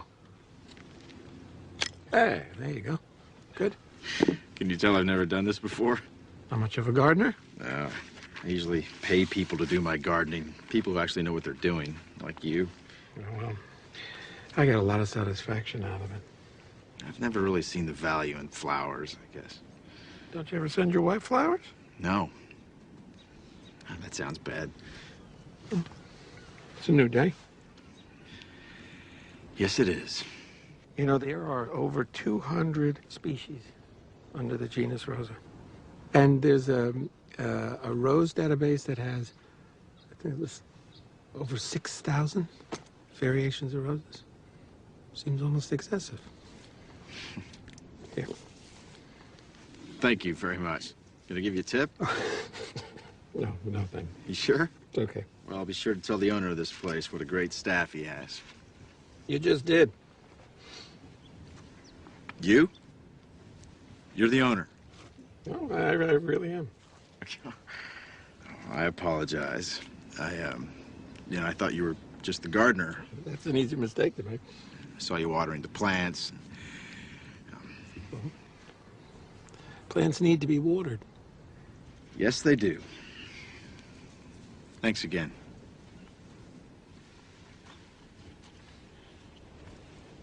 Can I ask you a favor? Yeah, sure. I'm here for a board meeting. Yeah, I know. You're at the House of Promise, right? Yes, and I've got to give this to the executive director, but I don't know what room she's in. Oh, I can find it. Well, actually, could you give it to her for me? Yeah, sure. Is it important? No, it's just some papers. Okay, yeah. And if you could give it to her this afternoon, after I've left. Yeah, I can do that. Appreciate it.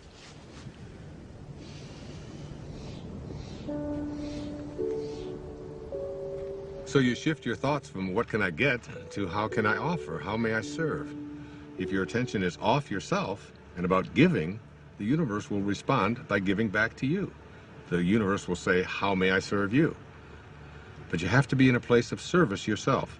That's when the transition is complete, when you move into that place that is without ego.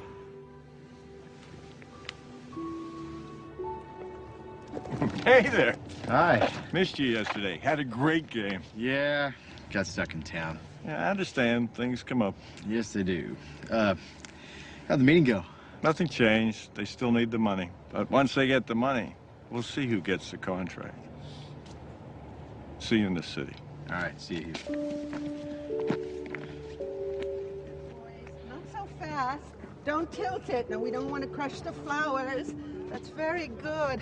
Oh, I'm telling you, you don't want to know how much these flowers cost. You know, it's the same florist the mayor uses. Now, oh, be careful, please. Thank you.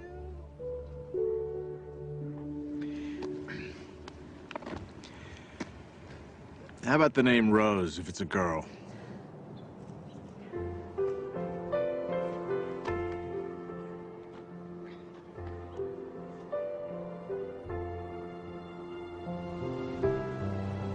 As we move into the meaning phase of life, it's not as if you no longer are ambitious.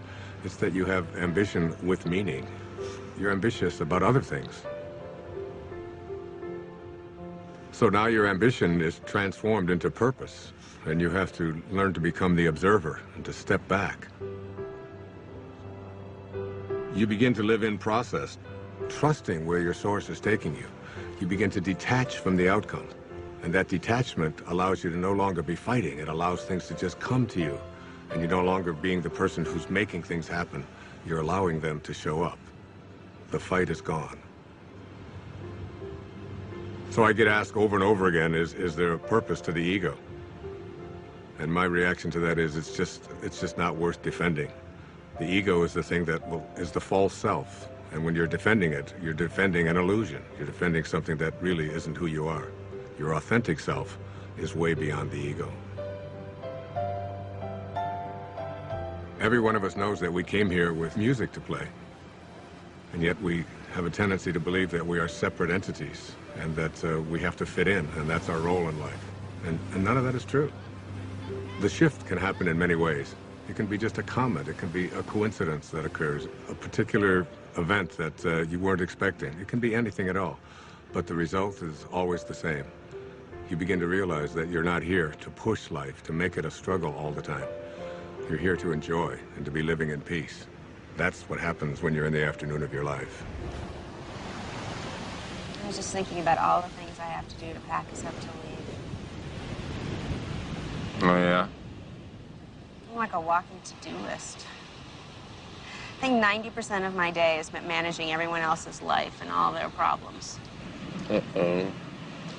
You are very appreciated. It's not what I mean. I love taking care of you and the boys. I do. I love my family, but... But? When I paint, I go somewhere. I feel connected. I feel blessed. And you're good at it. I miss it so much. On the hike yesterday, and Jack told me that I don't paint. I realize that my own children have no idea who I am. They don't even know what I do.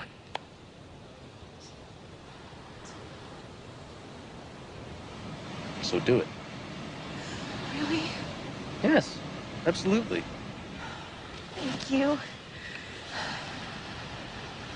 I want to stay here. What? Just for a week. Right now, just this next week. What, you think I'm gonna leave you here all alone? Jason, every cell in my body wants to stay here just a little bit longer. I'm hearing you, but I have no idea what you're saying. I need to reorient myself. I need to find my way back, and I need solitude to do it. Quinn, you're a mother of 2 small children. You don't get solitude. Jason, you have to know I love you. And I love the kids, and I I am still us, but I am more than this.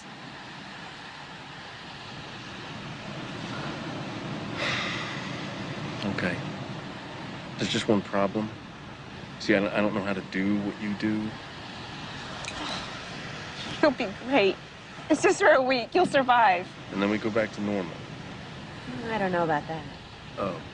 Oh, you're good at this. Oh, that's not fair. You know what you're gonna get good at? What? Laundry. I see lots of laundry in your future. That's great. That's great.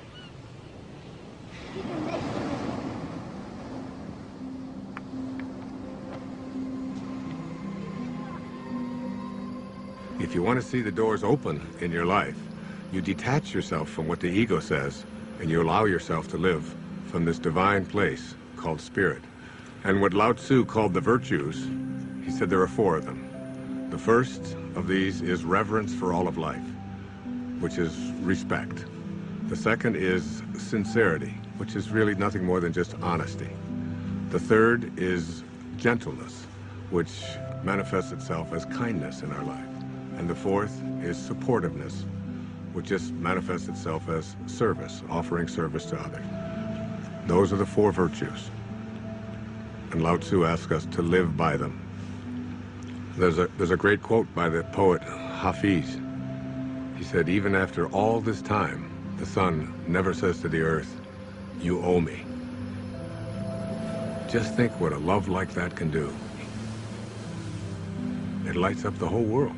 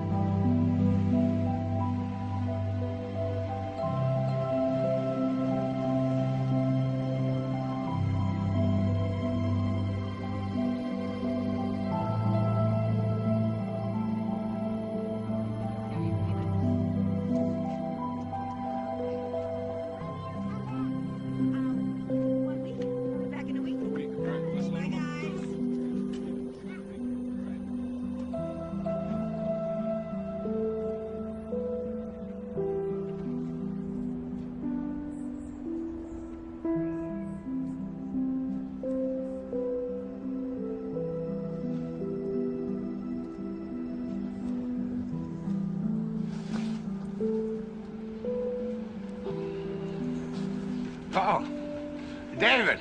Hey. Hi. How you doing? So did you get everything you need? I think I got even more than that. Really? I'm actually inspired. I was looking at some of the footage. I'd love to do something with these interviews, something creative. Like what? Well, this place. There's something happening here. What you're talking about, the people, themes, I think I can really do something with Wait a second. I thought you were just a technician on this shoot. Isn't that what I heard you say before? I guess not. I think I'm getting it. Well, you know, David, the point is we're all going to get it. Ultimately, we're all going to get it. There's a great line from A Course in Miracles where Jesus says, if you want to be like me, knowing that we are alike, I will help you. If you want to be different than me, I will wait until you change your mind. And you will change your mind. And really, isn't it the ultimate thing is, why should we have to die in order to get it? We ought to be able to get it while we're here. It's been a pleasure. Thank you, my friend. God bless you.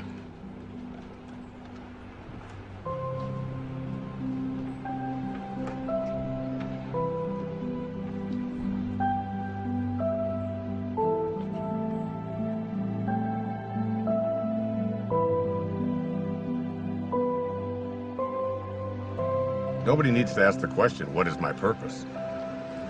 It will always be found in service. If you can just for one day put your attention on making life better for someone else, if you can focus on thinking like that, that's how God thinks.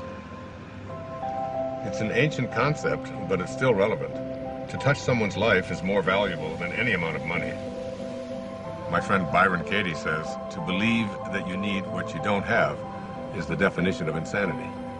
That you can't be fulfilled until you get all these things, that's an illusion. Really, you don't need anything more.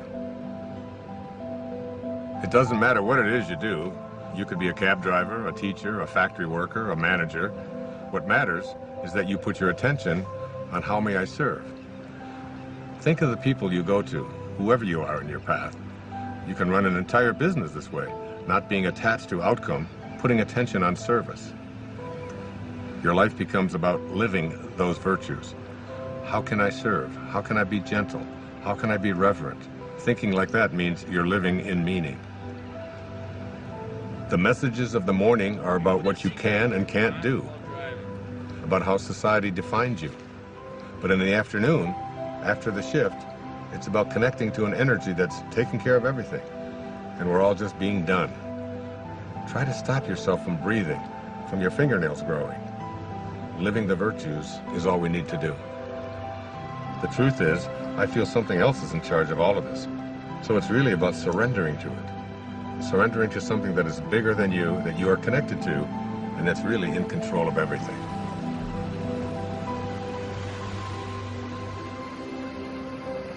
There's a place deep within us that wants to feel fulfilled. That wants to know that my life has made a difference. That I've left this place, this planet that I've lived on, better than when I arrived. That someone's life has been profoundly touched because of my existence. We all want that. It's not about age or about finding yourself. Wherever you are, at whatever age, you're only a thought away from changing your life.